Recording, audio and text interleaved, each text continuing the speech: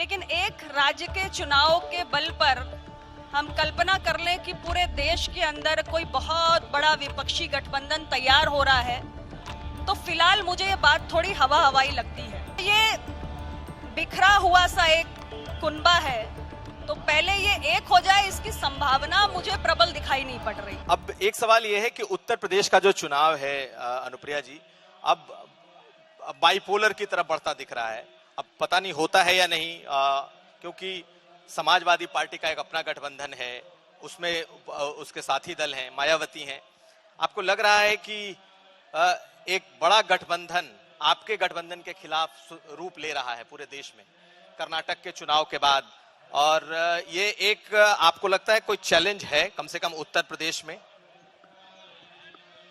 देखिए, कर्नाटक के चुनाव में निश्चित रूप से हमारे सहयोगी दल को जो उम्मीद थी वैसा नतीजा नहीं मिला, लेकिन एक राज्य के चुनाव के बल पर हम कल्पना कर लें कि पूरे देश के अंदर कोई बहुत बड़ा विपक्षी गठबंधन तैयार हो रहा है, तो फिलहाल मुझे ये बात थोड़ी हवा हवाई लगती है।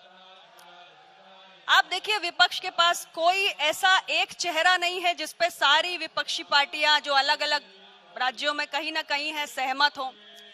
तो पहले तो एक गठबंधन का कोई चेहरा नहीं है, कोई एक नीति नहीं है, कोई एक रोड मैप नहीं है, तो ये बिखरा हुआ सा एक कुनबा है। तो पहले ये एक हो जाए, इसकी संभावना मुझे प्रबल दिखाई नहीं पड़ रही। उत्तर प्रदेश की जहां तक बात है, उसमें मैं जरूर कहूंगी कि आप देखिए, पिछले कई 3-4 चुनाव को देखिए, लोकसभा के, विधानसभा के, अलग अलग प्रयोग हर चुनाव में हुए, जिसे आप विपक्ष के तौर पे देख रहे हैं या आप सोच रहे हैं कि शायद कोई बड़ा कुछ नया बन जाए। कांग्रेस और सपा भी साथ में रहे, बसपा सपा भी साथ में रहे, फिर अभी के चुनाव में एक ऐसा गठबंधन बना जैसे कि छोटे छोटे दलों को साथ में रखा गया। लेकिन मैं इसे गलत नहीं कहती, क्योंकि लोकतंत्र में हर पॉलिटिकल पार्टी का अधिकार होता है अपने अपने प्रयोग करने का, लेकिन मोटी बात यह है, हर प्रयोग असफल हुआ तो उत्तर प्रदेश में कहीं कोई गुंजाइश नहीं है।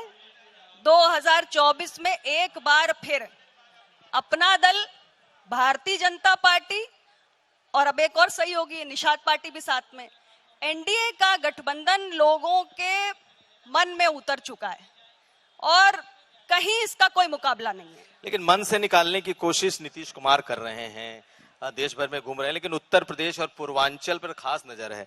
और अगर देखा जाए तो उनकी अपनी जो कोशिशें हैं वो आपके इर्द गिर्द हैं, आपकी सीटों के इर्द गिर्द हैं, पूर्वांचल की कुछ सीटों के इर्द गिर्द हैं जहां पर आपका प्रभाव क्षेत्र है, उसी बिरादरी से आते हैं। आपको लगता है कि वो पोटेंशियल थ्रेट एक सियासी तौर पर हैं?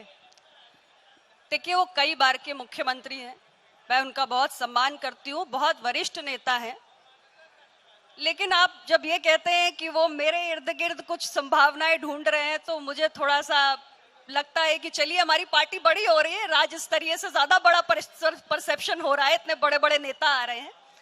फिलहाल समझने लायक बात यह है कि जदयू का यहाँ पर कोई जनाधार नहीं है।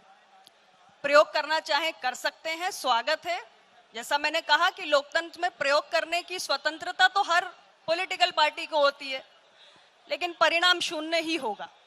ये मैं अपना जितना 13-14 साल अब मुझे हो रहे हैं राजनीति में, उत्तर प्रदेश में ही सक्रियता है मेरी, उसके आधार पे मैं कह रही हूँ। तो ये मैसेज नीतीश कुमार को है कि आप उत्तर प्रदेश में चाहे जो प्रयास कर लें, आप तो यहाँ किसी का खाता नहीं खुलना है, बिल्कुल नहीं खुलना है।